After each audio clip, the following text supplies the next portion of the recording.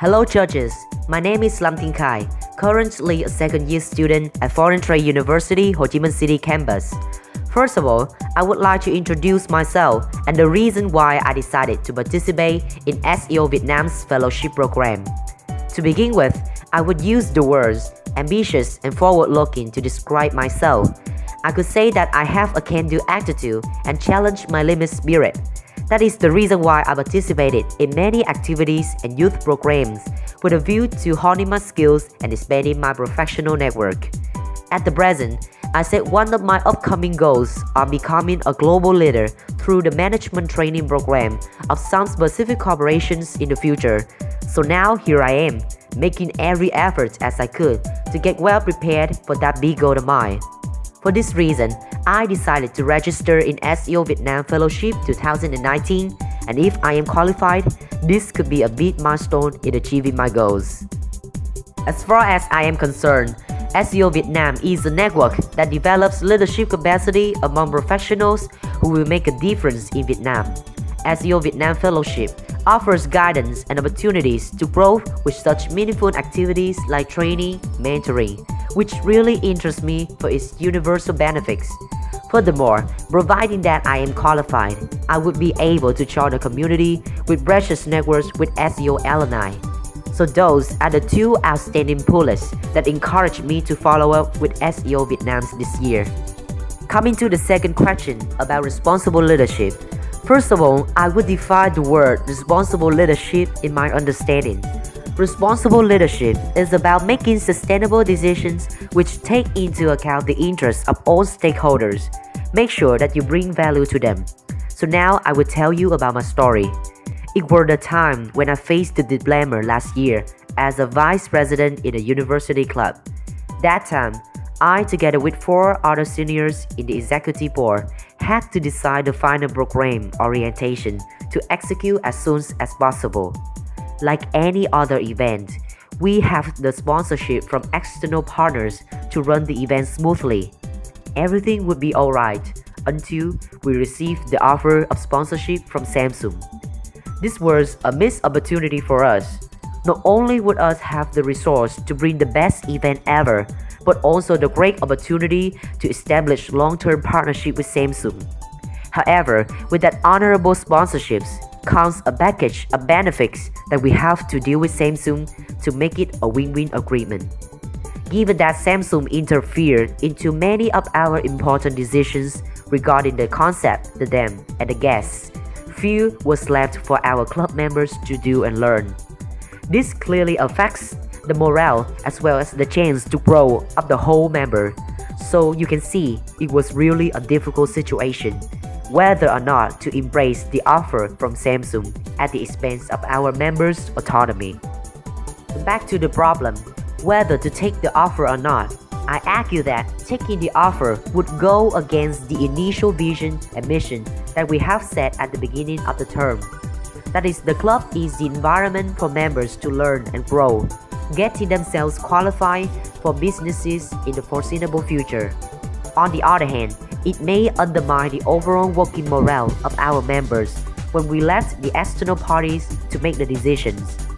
Alternatively, if we did not accept the offer, there would always be ways for us to learn and grow. We could even make a big progress if we did on our own rather than accepting Samsung's offer at the expense of the great opportunity for members to learn. To illustrate how I navigate the situation, it could be easier to follow the diagram.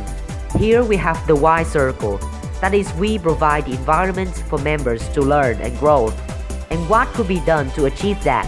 We run projects. Here, the TEDx. If we accept the offer sponsorships, somehow it would affect the core values that we have set in the beginning. Whether we have the sponsorships or not, it is just the Y circle. We can still learn and grow more on our own. So eventually, we turned down the offer.